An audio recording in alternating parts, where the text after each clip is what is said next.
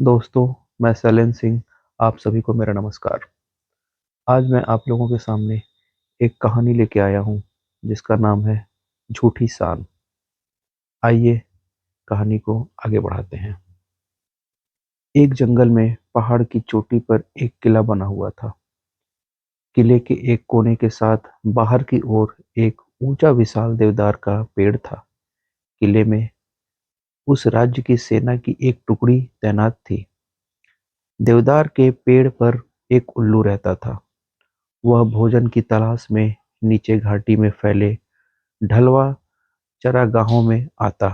चरागाहों की लंबी घासों व झाड़ियों में कई छोटे मोटे जीव व कीट पतंगे मिलते, जिन्हें उल्लू अपना भोजन बनाता।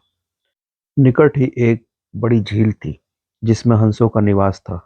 उल्लू पेड़ पर बैठा झील को निहारा करता। उसे हंसों का तैरना व उड़ना मंत्रमुग्ध करता।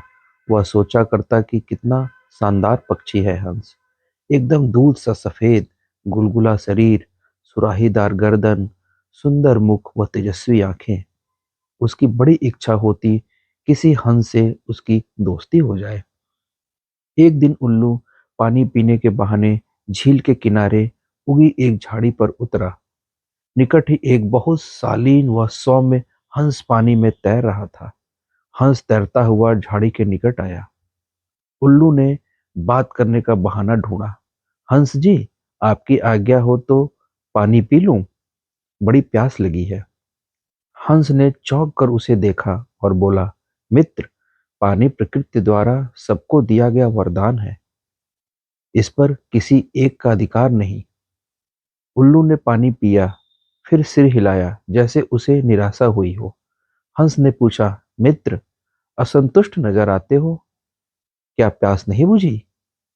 उल्लू ने कहा, हे हंस, पानी की प्यास तो बुझ गई, पर आपकी बातों से मुझे ऐसा लगा कि आप नीति व ज्ञान के सागर हैं। मुझ में उसकी प्यास जग गई, वह कैसे बुझेगी? हंस मुस्कुराया, मित्र, आप कभी भी यहाँ आ सकते हैं, हम बातें करेंगे। इस प्रकार मैं जो जानता हूँ वह आपका हो जाएगा और मैं भी आपसे कुछ सीखूंगा। इसके पश्चात हंस व उल्लू रोज मिलने लगे। एक दिन हंस ने उल्लू को बताया, वह वास्तव में हंसों का राजा हंसराज है। अपना असली परिचय देने के बाद हंस अपने मित्र को निमंत्रण देकर अपने घर ले गया।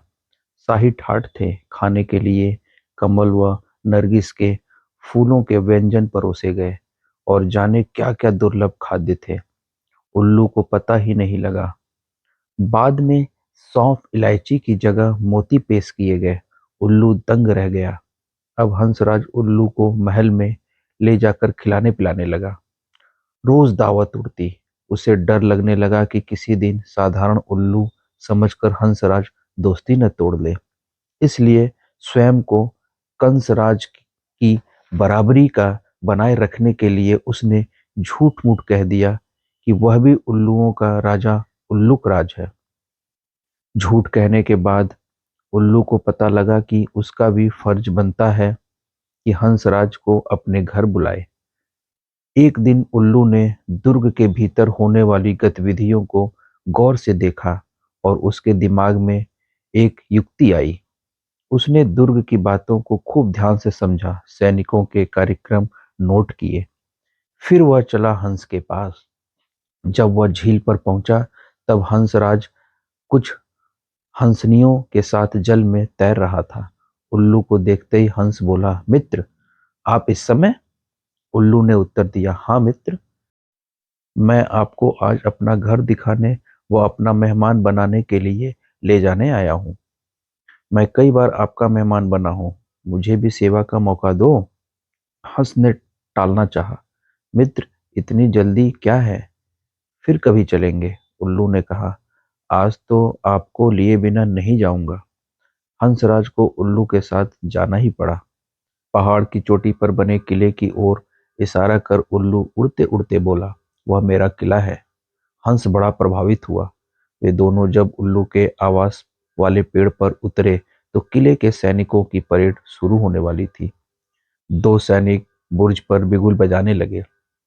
उल्लू दुर्ग के सैनिकों को रोज के कार्यक्रम को याद कर चुका था, इसलिए ठीक समय पर हंस को ले आया था। उल्लू बोला, देखो मित्र, आपके स्वागत में मेरे सैनिक बिगुल बजा रहे हैं। उसके बाद मेरी सेना परेड और सलामी देकर आपको सम्मानित करेगी। नित्य की तरह परेड हुई और झंडे को सलामी दी गई। हंस समझा सचमुच उसी के लिए यह सब हो रहा है। अतः हंस ने गदगद होकर कहा, धन्य हो मित्र, आप तो एक सूरवीर राजा की भांति राज कर रहे हो। उल्लू ने हंसराज पर रौब डाला। मैंने अपने सैनिकों को आदेश दिया है कि जब तक मेरे परम मित्र राजा हंसराज मेरे अतिथि हैं, तब तक इसी प्रकार रोज बिगुल बजे व सैनिकों की परेड निकले। उल्लू को पता था कि सैनिकों का यह रोज का काम है, दैनिक नियम है। हंस को उल्लू ने फल, अखरोट व बनफसा के फूल खिलाए। उनको वह पहले ही जमा कर चुका था। भोजन का महत्व नहीं रह गया। सैनिकों की परेड व जादू अपना काम कर चुका था। हंसराज के दिल में उल्लू मित्र के लिए बहुत सम्मान पैदा हो चुका था। उधर सैनिक टुकड़ी को वहां से कूच करने के आदेश मिल चुके थे। दूसरे दिन सैनिक अपना सामान समेट कर जाने लगे तो हंस ने कहा, मित्र, देखो, आपके सैनिक आपकी आज्ञा के बिना ही कहीं जा रहे हैं। उल्लू हड़बड़ा कर बोला, किसी ने उन्हें गलत आदेश दिया होगा, मैं अभी रोकता हूं उन्हें। ऐसा कह वह हूं हूं करने लगा। सैनिकों ने उल्लू का घुआना सुना व अपशकुन समझकर जाना स्थगित कर दिया। दूसरे दिन फिर ये वही हुआ। सैनिक जाने लगे तो उल्लू घुघुआया।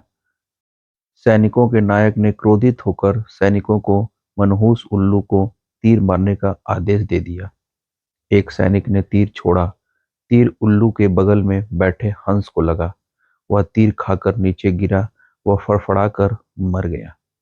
उल्लू उसकी लाश के पास शोकाकुल हो विलाप करने लगा। हाय, मैंने अपनी झूठी शान के चक्कर में अपना परम मित्र खो दिया। धिक्कार है मुझे। उल्लू को आसपास की खबर से बेसुध होकर रोते देख एक सियार उस पर झपटा और उसका काम तमाम कर दिया। सीख: झूठी शान बहुत महंगी पड़ती है। कभी भी झूठी शान के चक्कर में मत पड़ो। मैं उम्मीद करता हूँ यह कहानी से आपको एक बहुत अच्छी सीख मिली होगी कि कभी भी हमें झूठी शान नहीं करनी चाहिए।